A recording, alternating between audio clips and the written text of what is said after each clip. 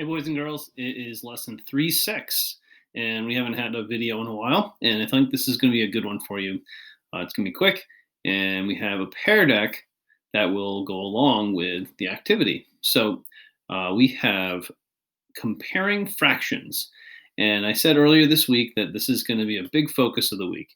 Comparing them, putting them in order, trying to see which one is bigger than the other, especially when the fractions have either the same numerator or the same denominator.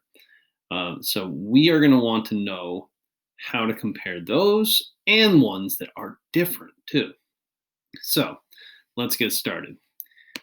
We have a math message, and I'm covering up these kids running, but the question says, Micah ran 4/5 of a mile.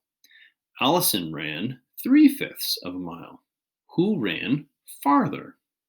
Or did they run the same distance? So we're going to draw a picture and write a comparison statement to show your thinking. And just to remind you, a comparison statement is something where you say something is greater than or less than something else. All right, so think about this, work on the pair deck, and when you're ready, we can discuss the math message. Okay, so 4/5 and 3/5 of a mile. Let's transition over to our E toolkit. We'll use this here today to kind of talk about the idea of 3/5 and 4/5. And we'll use, I'll have to hide that first. We'll use some tools to help us with that. And there's a lot of great tools with the eToolkit. So go in here and play with them if you need it. We've got fraction circles. We also have fraction models. You see that right here? So I'm going to show you both. And there's also, I believe, number lines as well with fractions. But I haven't tested that out yet with the eToolkit recently. So I'm going to turn on fraction circles. And we're dealing with fifths, right? So I'm going to pull up one circle of fifths and another circle of fifths. And we, if we look back at the question, have 4/5 and 3/5 to compare. Okay, so let's take the hammer and break it and break it and remove what we need to remove. So we have 4/5, so we're going to take one, gone, and we're going to have 3/5 for the other one. And let's just double check. Yep, 4/5 and 3/5. Okay, so 4/5, if I am going to now switch over to the drawing tool, and I'm going to choose just a different color.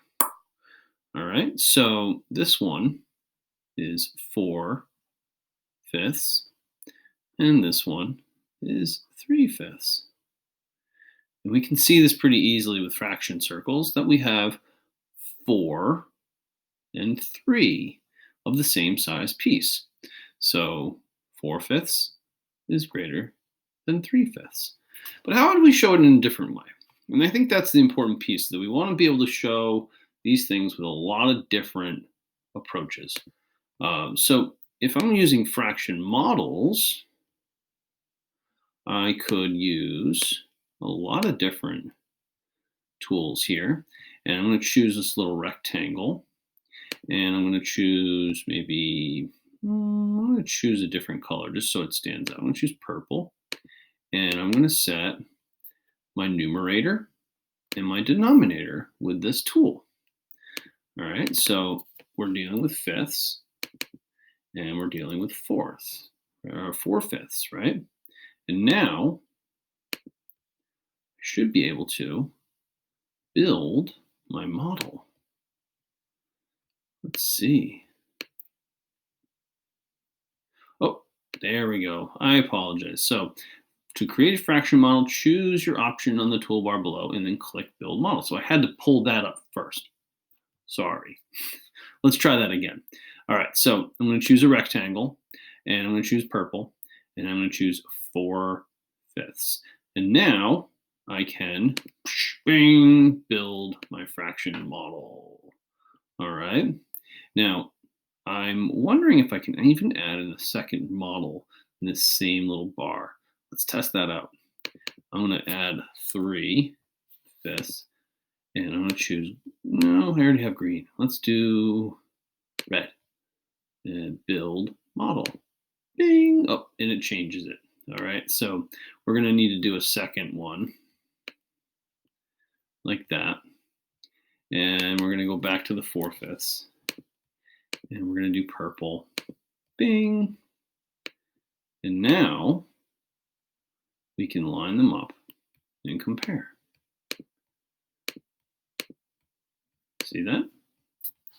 All right, so, and I'm curious what the create fraction image is. Ooh, interesting.